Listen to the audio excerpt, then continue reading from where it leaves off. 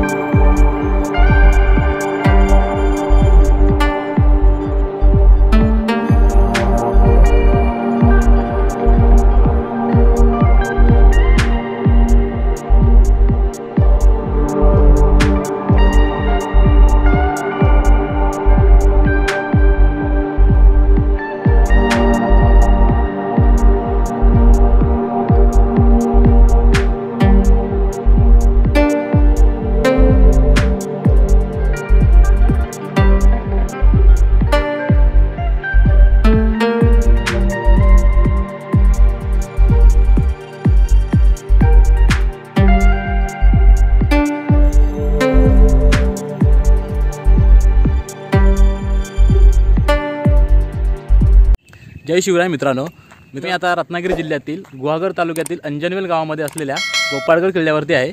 मागे बघता तुम्ही, मागे किल्ला दिसतोय तुम्हाला। आता आपण किल्ल्याच्या मागच्या बाजूस आहोत। मागच्या बाजूस इकडून रोड येतो, तर आता हा गेट आहे मागच्या बाजूचा। तर मित्रांनो, या किल्ल्याची थोडक्यात माहिती सांगायची म्हटली तर हा किल्ला 1660 साली आदिलशाहीकडून छत्रपती शिवाजी महाराजांनी जिंकून घेतला। त्यानंतर शिवाजी महाराजांच्या मृत्यूनंतर हा किल्ला सिद्धीने जिंकला।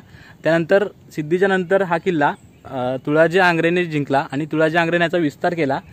तुळाजी आंग्रे हे कृष्णभक्त होते, म्हणून त्यांनी या गडाचं नाव गोपाळगड असे ठेवले। तर आपण थोडक्यात बघूया गड।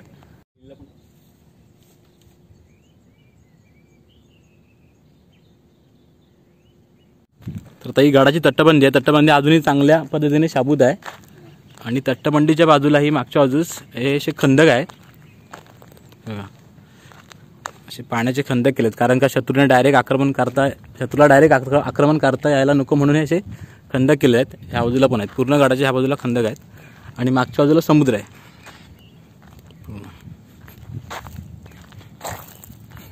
अशी तटबंदी गडाची पूर्ण। गडाच्या आतमध्ये प्रवेश केल्यावर लगेचच आपल्या उजव्या हाताला एक पायऱ्यांचं तलाव लागतं।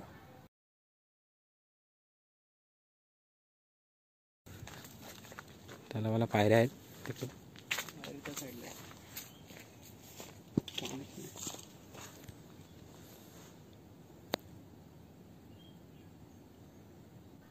तसेच या किल्ल्यावर खोल्यांचे अवशेषसुद्धा पाहायला मिळतात.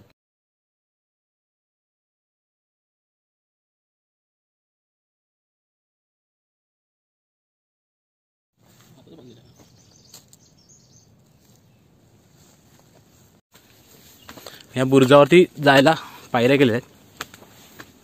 पायऱ्या आहेत बुरुजावरच्या.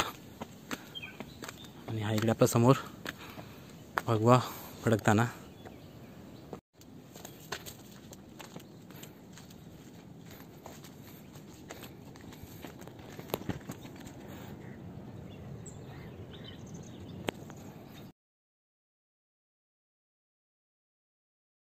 मित्रांनो, हा गडाचा मुख्य दरवाजा आहे आणि दरवाजाची रचना बघा. तुम्हाला प्रत्येक गडाची अशी रचना असते दरवाजाच्या, कारण का शत्रू जेव्हा आक्रमण करतो तेव्हा त्याला गडाचा मुख्य दरवाजा शोधायला टाईम जातो, त्यामुळे पटकन आक्रमण करता येत नाही.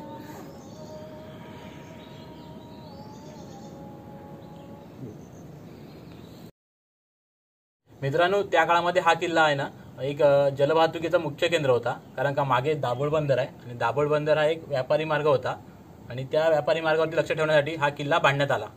या किल्ल्याला एकूण 15 बुरुज आहेत. तसेच एका बुरुजावरती आपण आता इथं आहोत. माहितीप्रमाणे या किल्ल्यात एक चोर दरवाजा पण आहे आणि तोच चोर दरवाजा डायरेक्ट समुद्राला मिळतो. पण सध्या झाडी वाढल्यामुळे आता आपल्याला तो माहीत नाही, म्हणजे कुठे आहे दरवाजा तो शोधता येत नाही. पण माहितीप्रमाणे आहे चोर दरवाजा किल्ल्याला.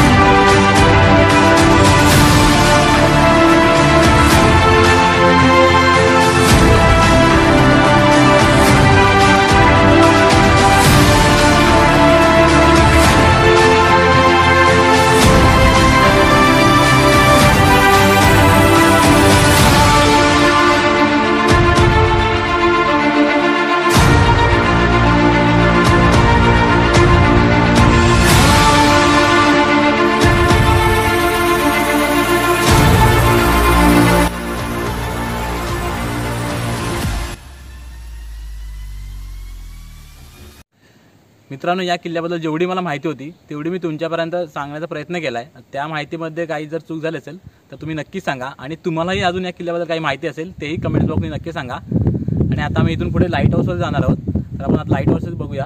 चला.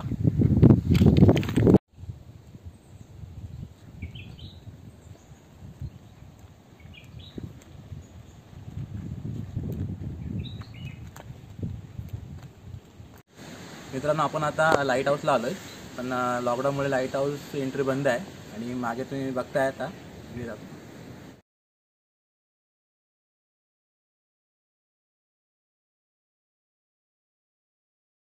मागे टाळकेश्वरचं मंदिर आहे, ते पण बंद आहे. तर त्यामुळे मी आता व्हिडिओ इथे संपवतोय. तर व्हिडिओ आवडल्यास नक्की लाईक करा, शेअर करा आणि तुमच्या ज्या काही कमेंट्स असतील त्या कमेंट्स बॉक्समध्ये नक्की सांगा. आणि चॅनलवरती नवीन असाल तर सबस्क्राईब करायला विसरू नका. चला, बाय बाय.